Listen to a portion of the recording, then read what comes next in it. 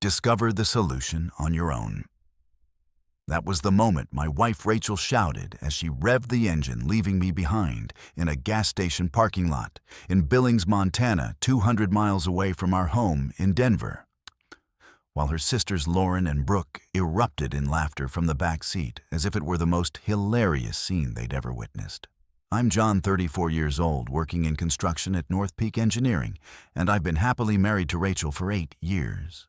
We had made the journey for her cousin's wedding, intending it to be a weekend escape, just the 4 of us in her sedan, sharing the costs of gas and hotel accommodations. Throughout the entire journey, an unsettling feeling lingered. Rachel frequently exchanged glances with her sisters in the rearview mirror, engaging in hushed conversations whenever they believed I wasn't paying attention. When I inquired about what was happening, she'd light up with that smile and respond, "Nothing, babe, just sister stuff." I ought to have listened to my instincts. We paused for fuel about an hour away from Billings. I stepped inside to get a cup of coffee and take a moment in the restroom. As I stepped outside, I found them already seated in the car, the engine humming with anticipation. Rachel lowered the window, a peculiar smile spreading across her face. "Hop in the car, Rachel," I called out, making my way to the passenger side. She mentioned that they had been discussing and concluded that it would be beneficial for you to cultivate some independence. "Could you clarify what you mean?" Lauren leaned forward from her position in the back seat, eager to engage with the unfolding conversation. "John, you seem to have a tendency to stick close to Rachel, almost like a devoted companion seeking her attention. Brooke suggested this might be a delightful experience for you, a small adventure to embrace." I stood there, keys in my hand. But instead of car keys, they were house keys. My truck was safely parked in our driveway back home in Denver. "This is not amusing," I stated firmly. "Whatever this jest may be, please stop it." Rachel's smile broadened. "It's not merely a joke. It's a clever prank. You're always so serious, John. Learn to laugh a little and figure it out yourself," she exclaimed, hitting the gas with determination. I stood there clutching my wallet and phone as their taillights faded into the distance on Highway 2. A dawning awareness settled in my wife, and her sisters had left me behind in this desolate place. The chill of the October wind pierced my jacket, carrying with it the unmistakable scent of impending snow. I reached out to Rachel, but it went directly to voicemail. I reached out to Lauren by calling her number. Interestingly, Brooke had cut off communication by blocking my number months back, following an argument that has since faded from my memory. At that moment, I realized this was not just a foolish joke that would fade away in a matter of minutes. This was a completely different experience, a revelation that illuminated the perspectives my wife and her sisters held about me. I returned to the gas station and inquired with the clerk about the price of a bus ticket to Denver. He mentioned that no buses operate in this area. However, Greyhound does make a stop in Billings, which is approximately 40 miles to the east. I first encountered Rachel 9 years ago at a job site. She was engaged in environmental consulting for a commercial project that my team was involved in.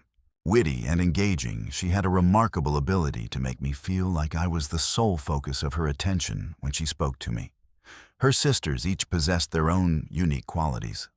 Lauren, being 2 years older, was employed in the marketing department of a tech company, consistently held strong views on a wide range of topics. At 28, Brooke was the youngest navigating her path in life, with a distinct flair and plenty of confidence. From the outset, they regarded me as if I were stealing their sister from them. Gatherings around the dinner table filled with laughter and shared memories, where the humor often flew over my head. Trips where they would schedule activities without checking if I wanted to participate.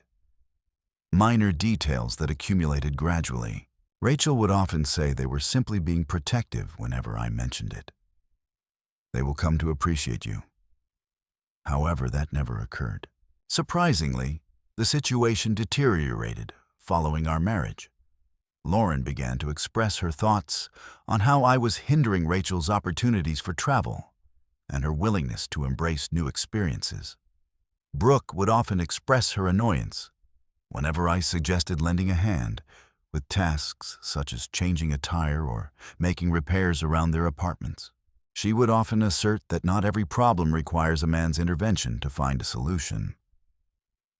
I began to observe additional aspects as well.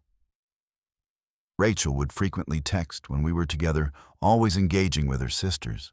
How she would alter plans at the 11th hour due to a crisis that Lauren or Brooke faced, demanding her immediate attention. Last year, Rachel overlooked our anniversary as she was busy assisting Brooke with her apartment move. The previous year, she was unable to attend my birthday dinner due to Lauren's issues with her boyfriend. She would often emphasize the importance of prioritizing family above all else. I understand that completely. I held it in high regard, yet I was meant to be part of the family as well. During the drive to Montana, the indicators were evident. They had firmly insisted that I wouldn't need to bring my truck, since we would all be riding together. Rachel had made the reservation for the hotel room solely in her name. How Lauren continually joked about my lack of spontaneity. "Do you recall the times when you brought joy and excitement?" Brooke inquired from the back seat. Before you embraced a more settled and routine lifestyle, I had chuckled at it, yet it left a mark. I dedicated 60-hour weeks to ensure our comfort. I took care of various tasks around the house, organized trips, and kept track of significant dates. I believed that was the essence of being a good husband. As I stood in the gas station parking lot, observing the sun dip below the Montana hills, a profound realization washed over me. I had been mistaken. It's not just about my role as a husband, but rather the person I chose to marry. The clerk kindly allowed me to use the station's landline to contact a taxi company in Billings. I found myself in a situation where I had to spend $60 on a ride, a cost I could hardly manage, but it was essential for me to reach the bus station. The journey by bus to Denver spanned an impressive 14 hours. 14 hours confined to that uncomfortable seat, reflecting on my marriage and the woman I had dedicated 8 years to making happy. I found myself repeatedly glancing at my phone, anticipating a message of remorse. Perhaps a frantic call when they understood they had crossed the line. However, there was no response. In the stillness of midnight, somewhere beyond Casper, Wyoming, a realization struck me. This experience was not focused on fostering my independence or encouraging me to relax.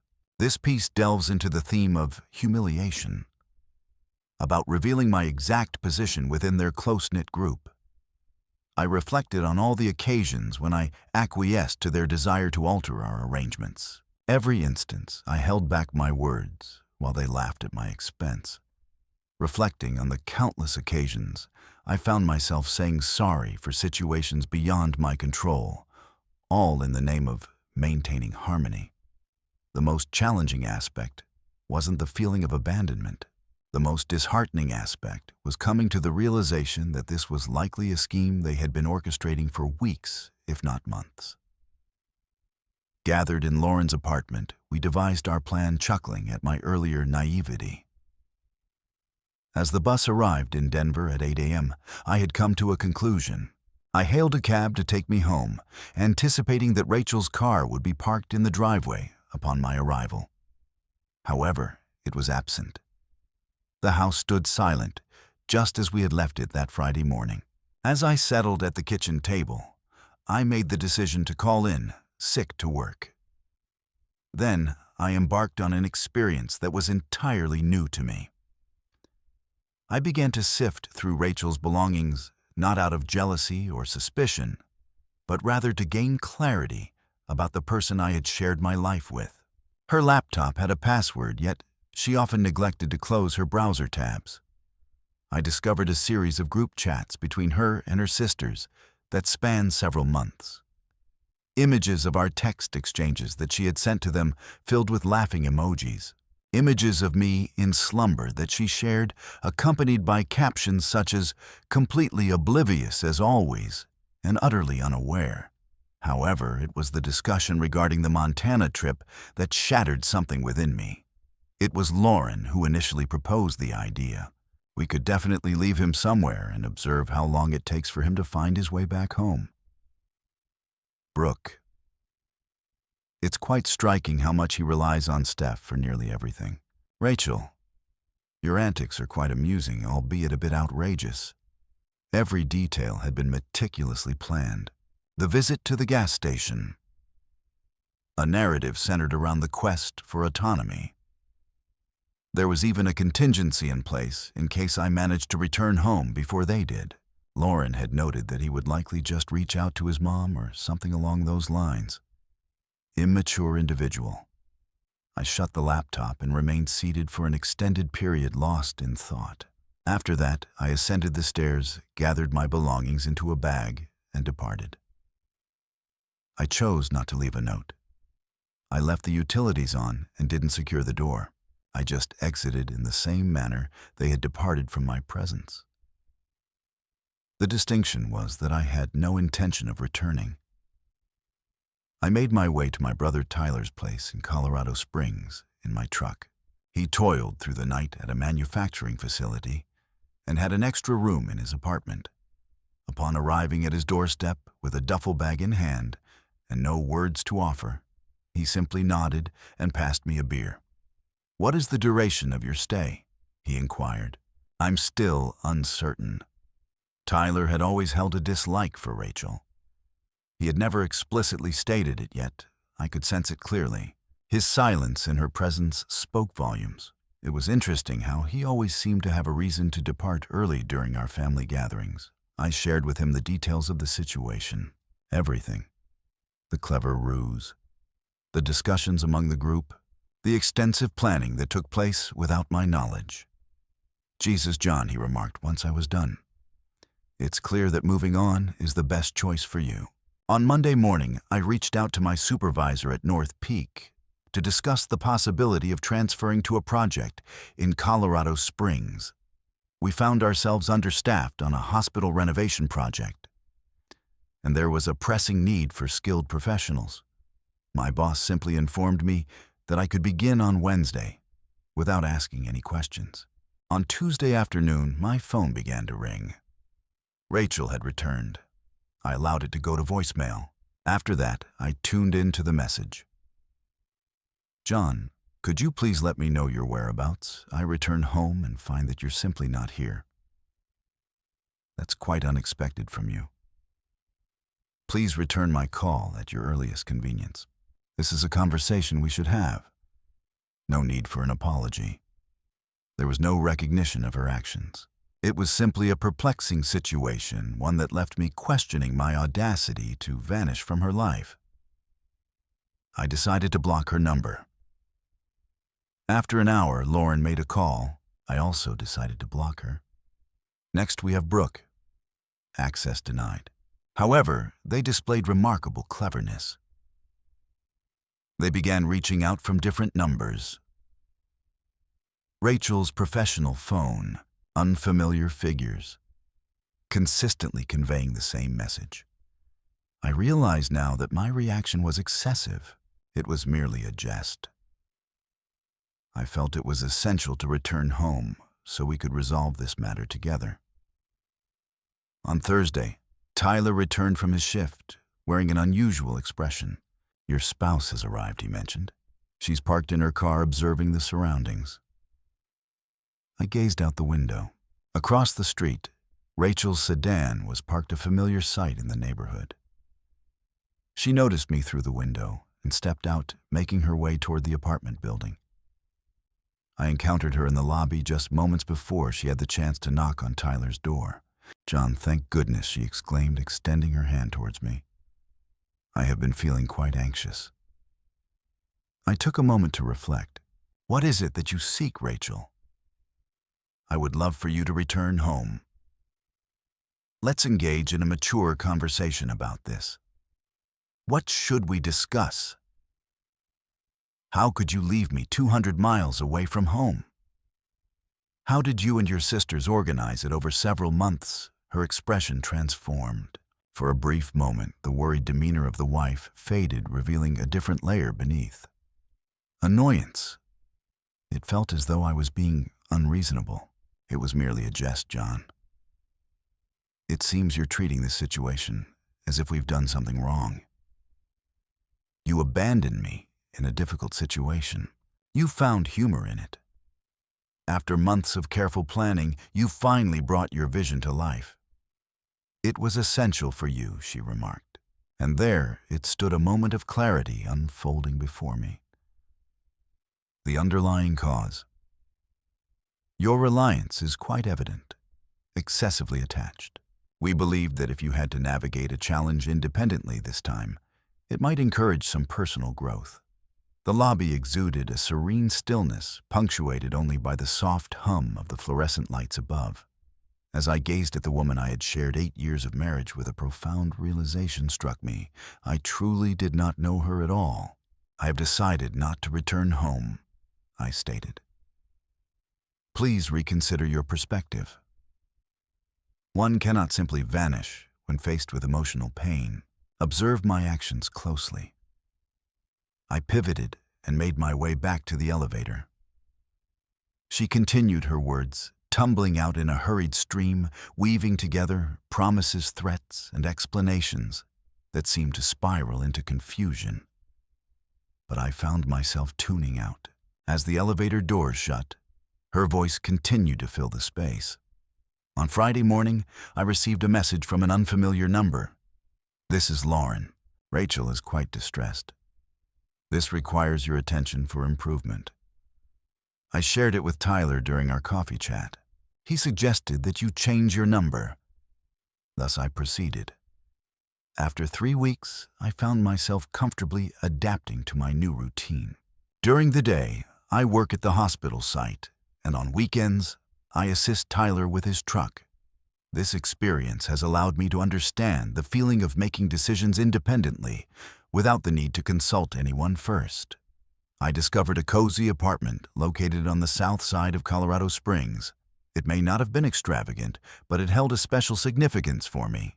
There were no collaborative choices made regarding furniture or paint colors.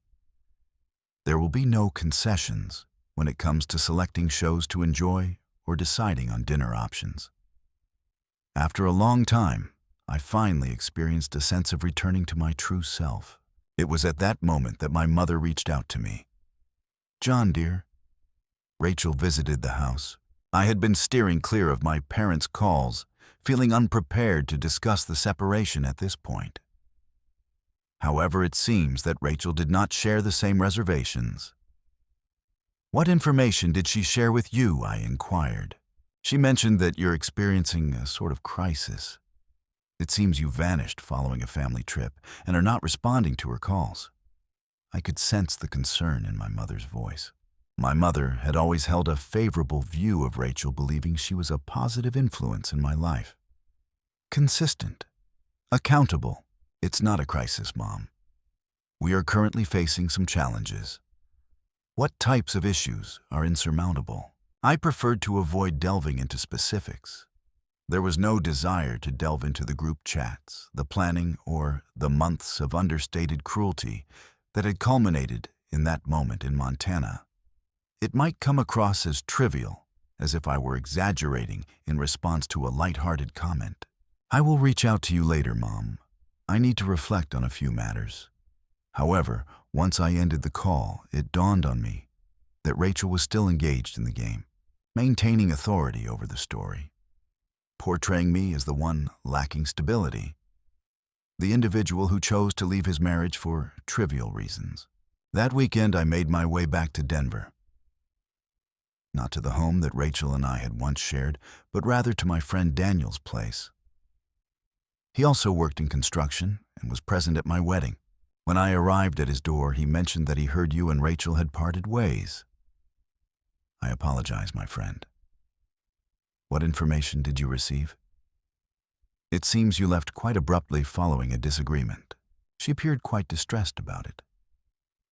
Once more, we encountered Rachel's interpretation of the situation. I found myself in the role of the antagonist, having overreacted and left my wife behind. Daniel extended a beer to me, and we settled onto his back porch. I shared with him the true narrative. Everything. "That's quite troubling," he remarked when I concluded. "What could have motivated her to act in such a way? I believe she wished for my departure," I remarked. "Not forever. But I believe she enjoyed the ability to inflict pain on me, to demonstrate my insignificance." Daniel fell into a thoughtful silence for a moment. "What stands out to me about your wedding is quite memorable." I gently shook my head, reflecting on the situation. "At the reception, you engaged in conversation with several members of my crew. Simply a casual exchange. However, whenever you laughed or appeared to be having a good time, Rachel would always come over and disrupt the moment. Discover a compelling justification for your need to be in a different location." I recalled that. She consistently drew me away from discussions, insisting we should express our gratitude to this relative or capture moments with that group.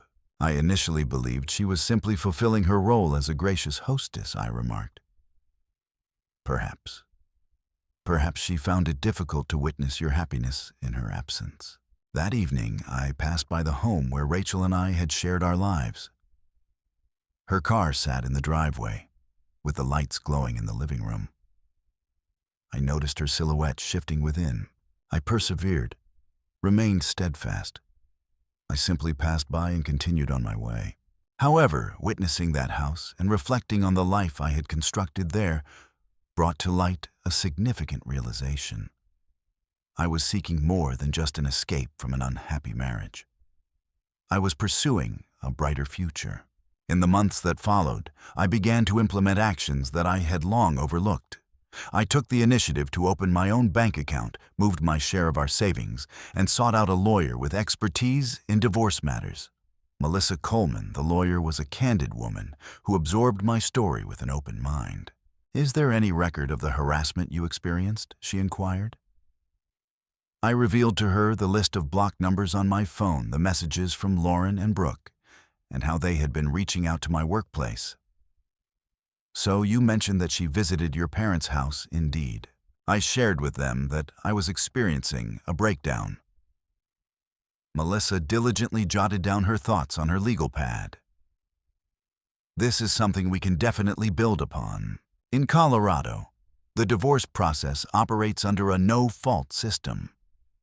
However, instances of harassment may still hold significance for various other considerations."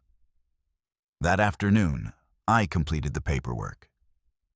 Melissa would take charge of serving Rachel and initiating the proceedings. As I was about to leave, she added one final thought. "Avoid responding to any outreach efforts. Refrain from engaging with calls, texts, or personal visits. Your words have the potential to portray you in a light that may seem unstable or vindictive. What would happen if she appeared at my workplace? Record it. Contact law enforcement if needed, but refrain from getting involved directly." The hospital renovation project was progressing smoothly. I had the opportunity to step up as crew leader, overseeing a team of 5 individuals. The work was consistent, the compensation was fair, and there was a refreshing lack of interest in my personal affairs as long as I fulfilled my responsibilities. I have begun attending evening classes at the community college. Management in the business realm. It was an area of interest that had always intrigued me, yet I found myself unable to explore it, while Rachel and her sisters were perpetually seeking my attention. After a long time, I finally found the opportunity to reflect, to discover my true desires, rather than merely responding to the expectations of others. It was 2 months post-filing for divorce when Tyler reached out to me at my workplace. "Your attorney is looking to have a conversation with you. It emphasizes the significance." I had the opportunity to meet Melissa at her office that afternoon. With a stack of papers neatly arranged on her desk, she wore a look of satisfaction that spoke volumes. Your spouse has been quite occupied, she mentioned. She has engaged her own legal counsel, and they are attempting to assert a case of abandonment. It has been stated that you departed unexpectedly and are unwilling to engage in marriage counseling. Desertion. It may seem far-fetched, yet they are contending that your departure was intentional and spiteful. They wish to challenge the allocation of assets. A chill began to take root in my stomach. Despite all that had transpired, Rachel continued to seek control over the situation. However, Melissa went on to share something quite intriguing. I engaged an investigator to conduct some thorough research. Your spouse has been sharing that you exhibited abusive behavior, prompting her to leave for her own safety. That statement is not true. I understand. Moreover, I can substantiate my claim. The investigator discovered social media posts from the weekend of your abandonment. Images capturing your wife and her sisters enjoying a lively celebration at a bar in Billings. Captions celebrating a girl's weekend and the joy of freedom. She presented me with printed copies of Instagram posts.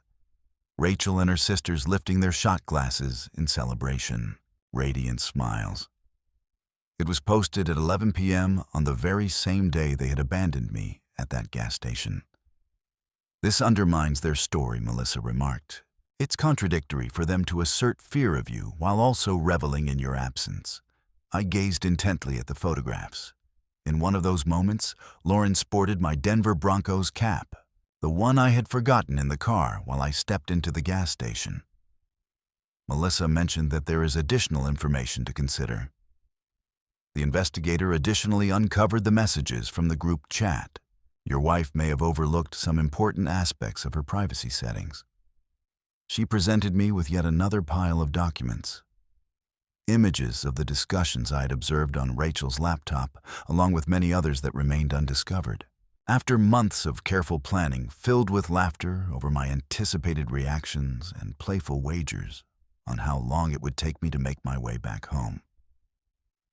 Melissa mentioned that we will submit our response tomorrow, bringing this to a close. The divorce hearing was set for a Tuesday morning in March. I donned my finest suit and the very one I had worn on my wedding days 8 years prior. Rachel occupied the adjacent table alongside her legal counsel. A well-groomed individual exuding an air of professionalism, suggesting he commanded a premium for his time. She appeared to have lost weight and seemed fatigued. As our gazes locked in the courtroom, she attempted a smile. It felt as though we remained united in our efforts. The initial presentation was made by her attorney. Portrayed me as an unreliable partner who left his spouse following a trivial conflict. Claimed I had vanished, unexpectedly rejected any form of counseling, and was attempting to retaliate against Rachel for a light-hearted joke. Your Honor, it is evident that Mr. Ethan Thompson was actively seeking a reason to exit his marriage. He leveraged a minor miscommunication among family members as an excuse to evade his obligations. Melissa rose to her feet as it was finally our turn. She exuded a sense of tranquility, professionalism, and lethal precision. Your Honor, I wish to present evidence that challenges the assertions made by the petitioner. She presented the judge with a collection of screenshots, the social media posts, and the recorded instances of harassment. Bit by bit, she unraveled Rachel's narrative. The following are text messages exchanged between the petitioner and her sisters, meticulously planning what they refer to as a prank for several months ahead of time. Here are social media posts from the evening they left my client behind, reveling in their decisions. Here are documented instances of ongoing harassment following my client's request for no further communication. The judge examined the documents quietly, deep in thought. Rachel's attorney leaned in with an urgent whisper, yet the panic etched on her face was unmistakable. Additionally, Melissa elaborated that the petitioner has been disseminating misleading assertions regarding my client's mental condition and character to shared acquaintances and family members. This reflects a troubling pattern of manipulation and emotional abuse, rather than the behavior of a genuinely caring partner. As the judge finally raised his gaze, his demeanor remained composed yet resolute. After carefully considering the evidence provided, I have decided to grant the divorce as requested. The distribution of assets will occur on an equal basis. The court has determined that neither party is entitled to spousal support, finding no indications of abandonment or abuse on the part of the respondent. As Rachel attempted to reach out to me in the courthouse hallway, Melissa interposed herself between us. She stated decisively, "No contact." The directive remains active. I made my way to my truck, resolute and focused, not glancing back. 3 years after that gas station in Montana, it had finally come to an end. The investment in business management courses has proven to be worthwhile. Half a year later, I launched my own construction business, Thompson Contracting. Initially, there were minor tasks, like bathroom renovations and deck repairs. Yet the work remained consistent. Customers valued having someone reliable who arrived punctually and fulfilled their commitments. Tyler was the inaugural addition to my team. Subsequently, Daniel became part of our team once it became known that we were reputable contractors committed to quality work. I recently purchased a charming little house on the west side of Colorado Springs. It wasn't extravagant, but it provided a garage for my tools and a yard that offered a space for reflection. There are no collaborative choices or group discussions regarding paint colors. Approximately a year following the conclusion of my divorce, I unexpectedly encountered Daniel at the hardware store. "Have you heard about Rachel?" he inquired. It had been quite some time since she crossed my mind. What is her situation? Once more, the journey of divorce has unfolded. She tied the knot with a colleague just 6 months after your divorce was finalized. It endured for approximately a year. I gathered the screws I needed and made my way to the checkout counter. "Are you curious about what transpired?" Daniel shouted my name as I walked away. Not at all, and I truly meant that. Rachel and her sisters ultimately confronted the repercussions of their choices. Lauren's termination from her marketing position was a direct result of the liability issues that arose from her inappropriate behavior towards me. Brooke's efforts to disseminate misleading narratives about me ultimately unraveled when our mutual friends exchanged observations and uncovered the truth behind her fabrications. Rachel's hasty remarriage and ensuing divorce tarnished her standing within our former social circle, resulting in her growing estrangement from the very individuals she had sought to win over. Certain lessons are often acquired through challenging experiences,